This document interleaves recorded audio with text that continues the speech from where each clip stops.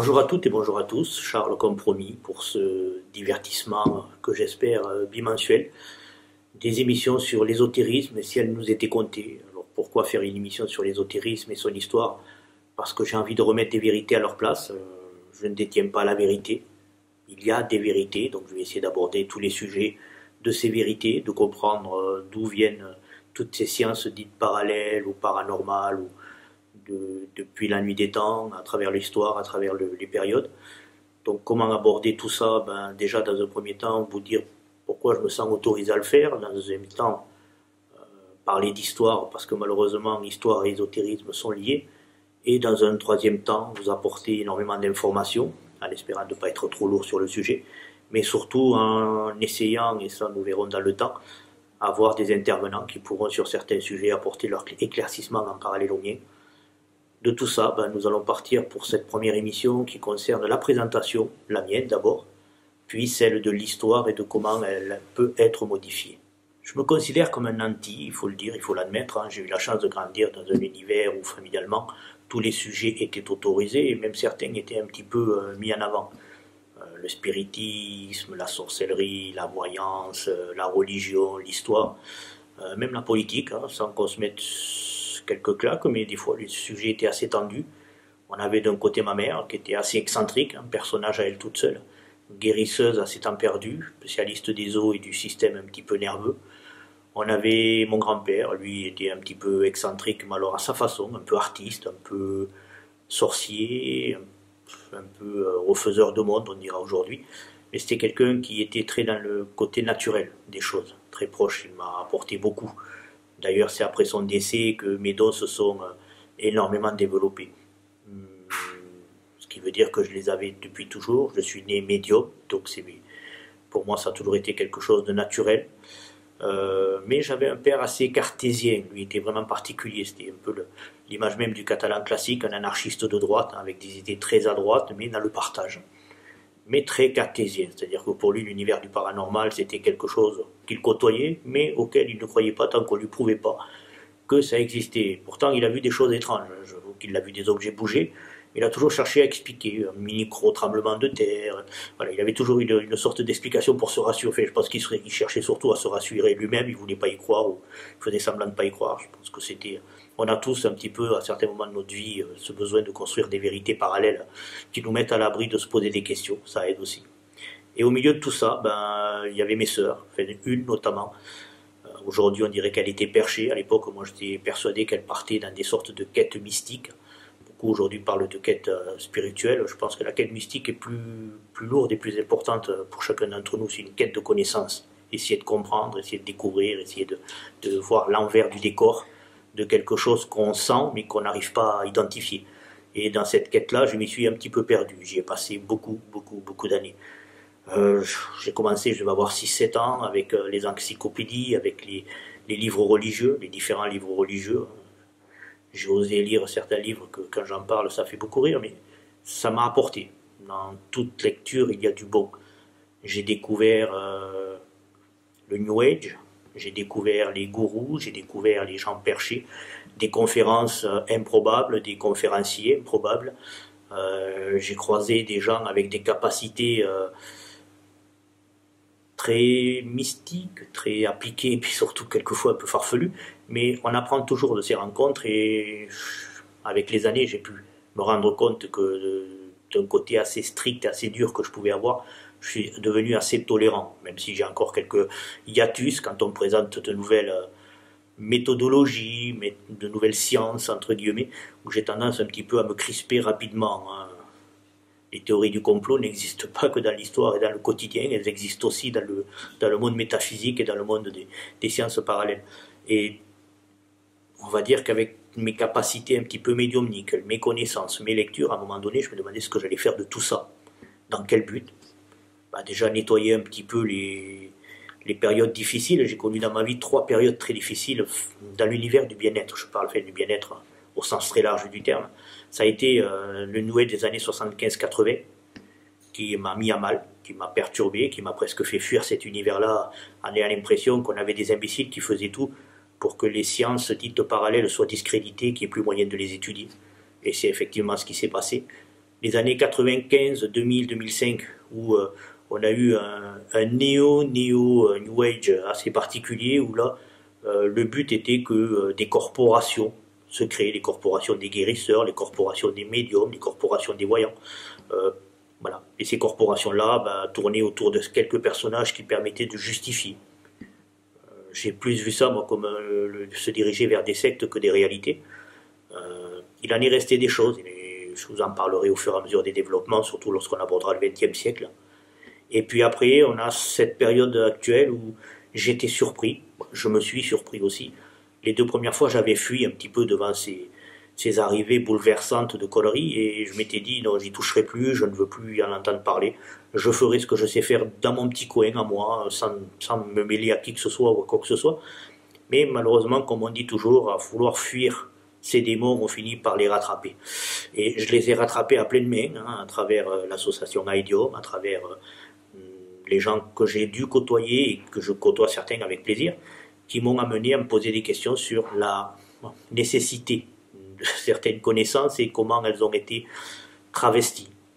Parce que je pense que c'est le meilleur mot pour les appliquer. Une technique, quelle qu'elle soit, est toujours bonne lorsqu'elle améliore la vie des gens.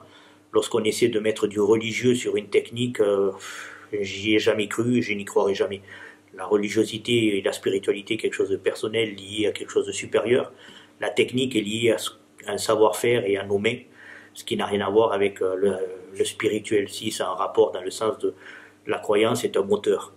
Mais le moteur n'est pas, je veux dire, une voiture, si on n'y met pas les roues, elle n'avancera pas, elle peut avoir le meilleur moteur du monde. Et des roues sans moteur, ça ne fonctionne pas. Mais vouloir forcer un moteur avec un deuxième moteur ou un troisième moteur en fonction des nécessités et des besoins et surtout des envies financières ne fera pas avancer plus vite ou moins vite la voiture. Donc de tout ça, effectivement, le fait d'avoir côtoyé donc, ces gens chez Aidium m'a donné à comprendre, du moins ils m'ont fait comprendre, il faut être honnête, et eux plus que moi pour une fois, que je devais m'impliquer dans le sens où me servir de mes connaissances pour les ramener, pour les apporter aux autres, pour leur montrer qu'en étant ouvert, en étant à l'écoute, on peut aider à rectifier des choses et même peut-être à remettre des gens sur les bons rails. J'ai pas envie de voir les gens se perdre, c'est un petit peu ma problématique, c'est que quand je les vois se perdre, au début j'essaie de les secouer pour les faire réagir, ensuite j'essaie de les secouer pour qu'ils voient clair, et je finis par me faire mal tout seul, puisque eux sont dans leur univers qui leur va bien, et que moi de toute façon je n'y rentrerai pas dans le leur. Donc voilà, je pense que le plus simple, comme ils m'ont dit, c'est d'essayer de former les gens à une autre façon de percevoir les choses, que ça les aide à mieux avancer dans leur propre vie, tant mieux. Si ça ne les aide pas, j'aurais quand même fait mon travail, je me sentirais moins inutile.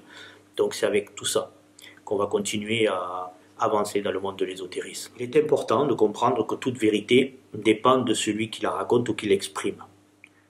C'est facile de se tromper sur des analyses et la compréhension des faits, mais sur les faits eux-mêmes, normalement, on ne doit pas se tromper. Un accident reste un accident. Mais je vais prendre un exemple concret sur le problème de la compréhension d'un fait. On voit quelqu'un sur un parking avec un caillou dans la main. Alors, il frappe la vitre latérale du véhicule. C'est quoi? Il a oublié ses clés à l'intérieur? Est-ce que c'est son véhicule? Est-ce qu'il en veut à quelqu'un? Est-ce qu'il y a un problème?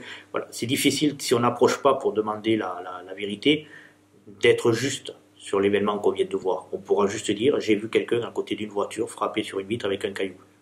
Mais c'est tout. On ne pourra pas dire autre chose. On s'en est pas approché, on n'a pas posé de questions, on n'a pas cherché à comprendre.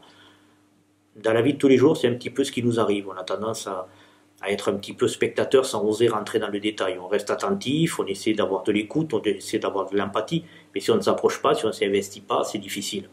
Donc cette règle de l'écoute, de l'approche, de l'analyse et de la communication devrait être importante. Elle ne l'est pas toujours. Alors il est possible qu'on comprenne les vérités des autres parfois parce que leur point de vue, du moins sur les causes originelles, on va les partager, on va commencer à être à peu près d'accord. Après on peut varier. L'exemple le plus concret c'est en politique. En politique les gens ont tendance à avoir des approches dites partisanes en fonction de une volonté plutôt sociale ou une volonté plutôt dictatoriale. Voilà, on va dire les deux extrêmes. Mais quand un politicien va parler du même événement que notre politicien, il va émettre son propre analyse, son propre jugement, ses propres envies, ses propres... Donc c'est difficile de savoir, mais on comprend très vite, sachant qui il est, en se présentant, de comprendre pourquoi il veut en venir là. Après, on a d'autres politiciens ou d'autres personnages, que ce soit des historiens, qui vont nous apporter de grands discours, On appelle ces personnages-là dans l'histoire des grands orateurs, parce qu'ils sont capables de nous parler, on va les écouter, ils vont nous subjuguer, je pense qu'il y a une forme d'hypnotisme qui se met en place, et lorsqu'il a fini, en fait, on a vu la forme, il nous a beaucoup parlé, on était d'accord avec lui, mais sur le fond, en fait, on ne sait même plus sur quoi on était d'accord.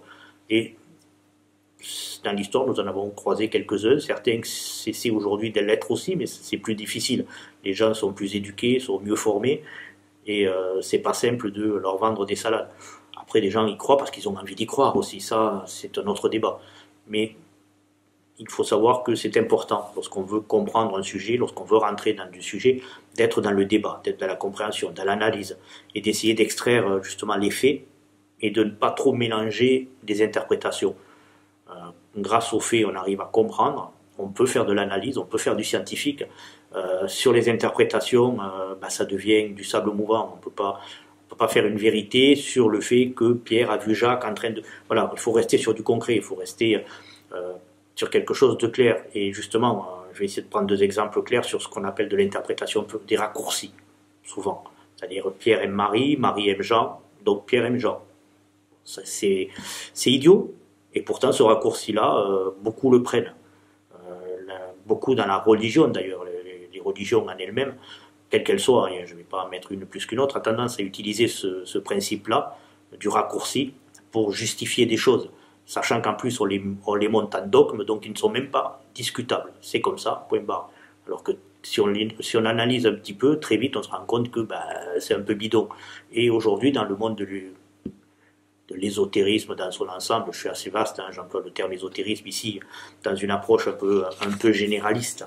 Ce n'est pas le terme du voilà, tout ce qui est caché, non, c'est toutes ces sciences un petit peu liées au bien-être, aux soins palliatifs, aux soins alternatifs, non orthodoxes, non allopathiques.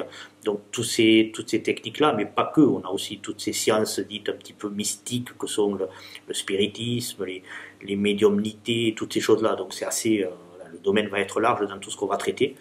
Et c'est important de comprendre que le raccourci a tendance à s'incruster, que ce soit dans les mythes, dans les histoires, et même souvent dans l'histoire, et que avec ça, on a tendance un petit peu à rendre stérile tout débat important.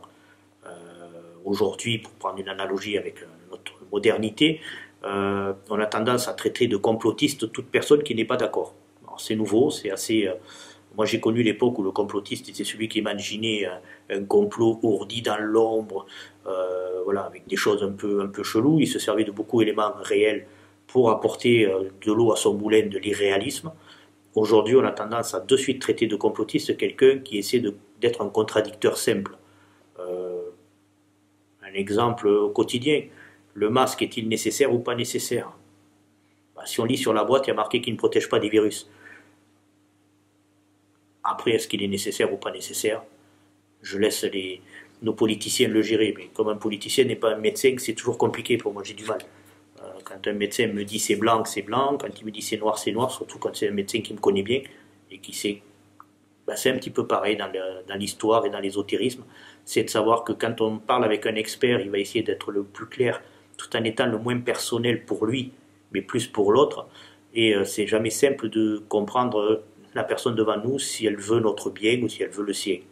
Et c'est la différence entre quelqu'un qui est altruiste et un futur gourou. Et là aussi, notre univers en est plein.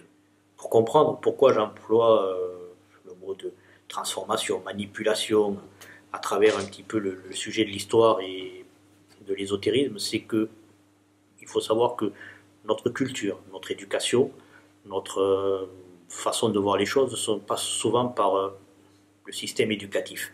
Et notamment en France, où le système éducatif, après avoir été maîtrisé par les religieux, après avoir été maîtrisé par l'État, maîtrisé par des technocrates. Aujourd'hui, on a une lutte entre des technocrates et des religieux pour essayer de remettre la main sur l'éducation, parce que l'éducation est importante. L'éducation permet aux gens de savoir comment percevoir les choses.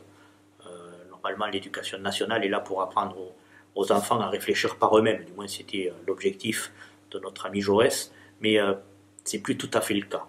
Pourquoi? Déjà, on va prendre un exemple concret, c'est le mot théorie. Une théorie, Je me souviens quand j'étais à l'école primaire, mon instituteur nous avait dit une théorie est une vérité jusqu'à ce que quelqu'un d'autre trouve que ce n'est plus une vérité, qu'il y en a une autre. Donc une théorie, c'est une presque vérité, mais une presque vérité n'est pas une vérité. Voilà, il faut la prendre pour ce qu'elle est, c'est-à-dire à la connaissance actuelle des connaissances, nous pouvons juste dire que cette théorie est plausible. Voilà. Donc il y a le côté plausible et pas le côté certain. Sauf qu'aujourd'hui, toutes les théories sont présentées comme des certitudes et comme des vérités. Malheureusement, il y a le mot théorie devant, donc les gens devraient le savoir, mais voilà. La théorie du Big Bang, ce n'est qu'une théorie, d'ailleurs mise à mal aujourd'hui par les sciences quantiques. La théorie, toutes les théories des sciences humaines, alors là, c'est même pas la peine. Une science humaine, ça n'existe pas en soi, puisqu'on ne peut pas faire une science de 7 milliards et demi d'individus qui pensent différemment les uns des autres. Donc, mais on a créé la science humaine, c'est un peu comme la science économique, c'est des sciences basées sur des pensées, et il n'y a pas de réelle vérité, il n'y a que des théories, et elles devraient évoluer avec le temps, malheureusement on les empêche. Bah, l'histoire est un peu pareil, c'est une vérité qui a du mal à bouger parce qu'on part sur des théories, que ces théories ont la peau dure, parce que ceux qui les ont inventées étaient des messieurs à leur époque, et qu'il est compliqué d'aller déboulonner une statue, surtout dans un domaine où pour pouvoir se justifier, il est bon de se raccrocher aux autres avec des mots tels que consensus, tels que vérité, théorie intelligente, analyse sérieuse. Mais bon, ça fait partie du jeu, ça fait partie de notre société. Donc pour que l'éducation nationale change, peut-être que chacun d'entre nous est concerné par la société, que c'est à chacun d'entre nous d'apporter les outils pour que cela change. Ou alors faire ce que normalement tout parent devrait faire chez lui, c'est apporter cette éducation complémentaire à ses enfants.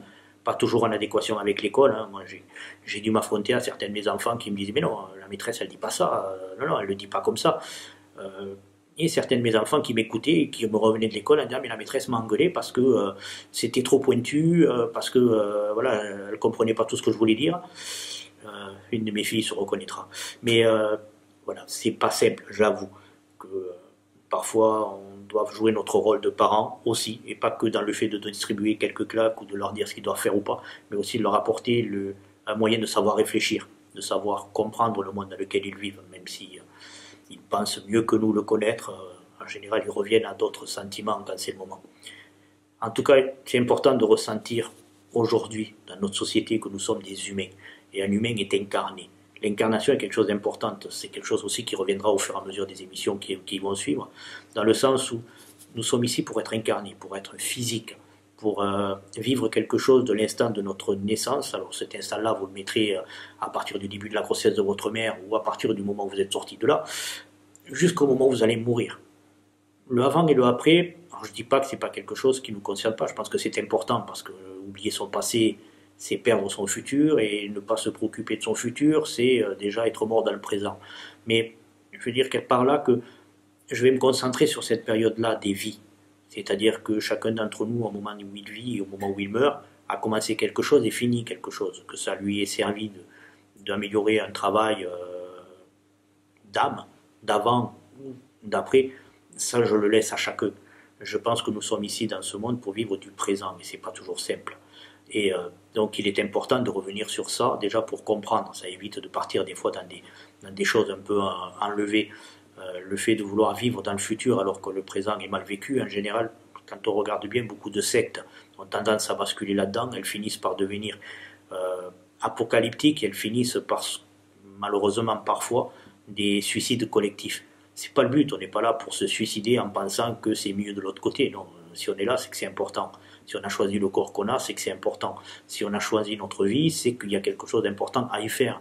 Et que chacun d'entre nous est important. Il n'y a pas de personne plus méritante que d'autres.